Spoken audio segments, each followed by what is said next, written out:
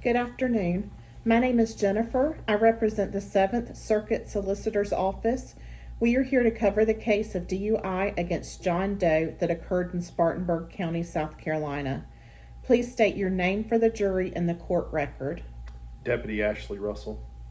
Deputy Russell, what is your current place of employment, The Spartanburg County Sheriff's Office. your current rank, Deputy Sheriff. and your current years of experience? 25 years of service. Thank you. Explain to the jury when, where, and how you were to have the opportunity to come in contact with the defendant on the night in question. If you don't mind, I'm going to refer to my notes to make sure the dates and everything are correct on this. Thank you. On the night of June 14th, 2024, around 11:30 at night, while out on patrol, I observed a blue in color Honda Civic driven by a white male driver traveling northbound on Main Street in Spartanburg City, which is located inside the county of Spartanburg in South Carolina. After getting behind the vehicle, I observed that the vehicle was having a hard time maintaining a lane of travel. The car was not remaining in one lane. It was kind of bouncing from lane to lane. And I also noticed that the car was traveling at a excess of 35 miles an hour. So in other words, it was speeding. The speedometer or the speed limit through that area was 35, and the vehicle was exceeded that speed limit. I paced the vehicle for about a mile or so, and it was estimated that the vehicle was traveling at 50 miles an hour. Once we reached the corner of Main Street and Fernwood Road, I initiated a traffic stop by activating my emergency equipment, which consists of the overhead lights and a siren, an audible siren. The driver did not immediately stop. He continued to travel in a slow roll fashion, which is the vehicle's not coming to a full stop, but he's not trying to flee either. He's just constantly maintaining his speed before coming to a stop. The driver signaled and was beginning to pull into the parking lot of the Hardee's restaurant there at the corner of Fernwood and Main Street. As he was pulling into the parking lot, I observed that he almost struck the curb with his front right tire. Upon coming to a complete stop, I exited my marked Spartanburg County Patrol car and I approached the driver's side of the vehicle. On the driver's side, at that time, I noticed a white male driver inside the vehicle. When he rolled the window down, there was an obvious smell of alcoholic beverage coming from his person.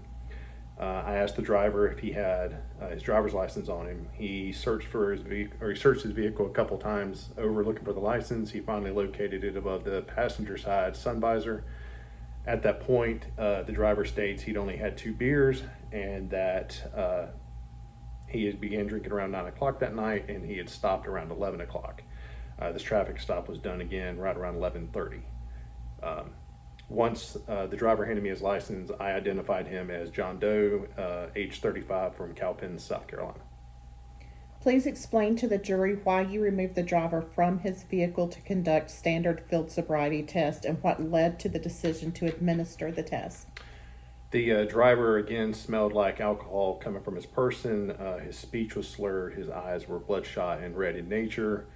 Not being able to maintain a lane, those are all signs of somebody that's possibly under the influence of either an alcoholic or chemical substance. Thank you. Can you please explain each field sobriety test and the clues you were looking for from each test, along with the driver's performance after completing each test for the jury? The first field sobriety test that was administered was the 9-step heel to toe. That's where we find a section of flat level ground with a marked off line or a line on the ground. You basically start with 1 foot down, 1 foot next to the other, and then you take 1 foot and you put it in front of the other one, and your heel literally touches the toe. You do this in 9 steps down. Then once you reach 9 steps, you pivot 180 degrees. You come back again 9 steps the other direction. That's looking to see if you can maintain a straight walking pattern without having issues of balance or anything. The second test that was administered was a 6-inch heel raise. That's where you stand with your hands next to your side, and on 1 foot you balance yourself while raising the other foot up a total of 6 inches off the ground. And that test is to see how well your balance is. The last test that was administered was the HGN test, which is the horizontal gaze nystagmus. That's where we will take an object such as an ink pen and hold it out in front of your face at a close distance where you're able to focus your eyes on it. We instruct you to look straight ahead at the item, do not turn your head in any kind of fashion, and then we slowly move the pen in a methodical fashion back and forth from side to side. And for people that are under the influence, once the pen reaches a certain point, their eyes will involuntarily start to flutter, which at the time those symptoms were present on this subject. Thank you. After the field sobriety test, what did you determine about the driver's condition? After the tests were administered, it appeared, due to the slurred speech, failing of all three tests due to the lack of balance, the eyes and everything, that Mr. Doe was under the influence of some type of substance that was impairing him from being able to drive legally. Once John Doe had been arrested for driving under the influence, what were your next steps as the arresting deputy? Mr. Doe was read his Miranda rights. I contacted a backup unit to respond to the scene to stand by with Mr. Doe's blue Honda Civic until a tow truck could arrive, and I transported Mr. Doe to the Spartanburg County Jail for a data master or breathalyzer test. Did the subject submit to a breathalyzer test once he arrived at the Spartanburg County Jail? When first offered the test, Mr. Doe refused to take the test. He stated that he was confused and scared, but he wasn't trying to be difficult, but he did refuse the first opportunity to take the test. We arrived at the jail around 11:50, so it's about 20 minutes after the actual initial traffic stop. Mr. Doe did submit to a test around 11:55 that night. After taking that test, Mr. Doe blew a .11, came back on the blood alcohol content. The legal limit for alcohol in the state of South Carolina is .08. So Mr. Doe was over the legal limit for alcohol consumption. At that time, Mr. Doe was placed into the Spartanburg County Jail under the charge of driving under the influence. Did the driver, John Doe, make any statements regarding this incident? Again, I'm going to refer to my notes.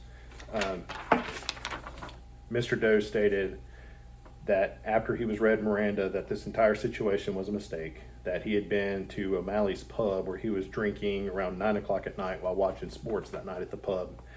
Mr. Doe stated that he stopped drinking around 11 o'clock and decided to leave the bar to head home. He said he was tired due to being up since 5 o'clock that morning. He's a construction foreman, he stated, and that he had to get up early for his job, so he was a little tired that night as well.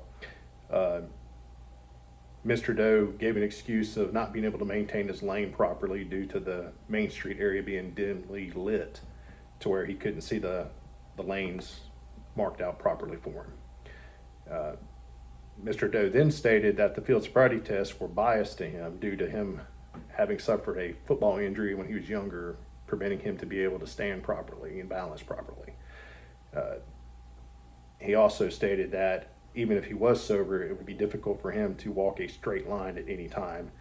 He gave the excuse of seasonal allergies as to why his eyes were bloodshot and red.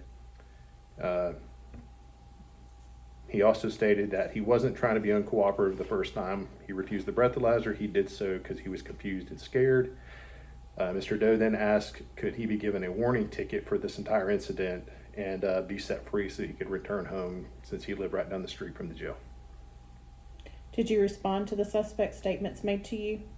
I did. I advised Mr. Doe that he had been read his Miranda warnings and his Miranda rights, and that anything that he said to me as excited utterance or anything else would be used against him in court. And then I explained to Mr. Doe that in the year 2025, it was a little ridiculous for somebody to receive a DUI charge due to the amount of rideshare companies that were available that could take him home. What did you do with the evidence that pertains to this case? All the physical evidence was placed into the Sheriff's Office Property and Evidence for safekeeping for trial and records. All the body cam footage that was captured and the in-car video footage was uploaded to the Sheriff's Office server for storage. Do you have any further information to disclose about this incident before answering any questions the defense may present?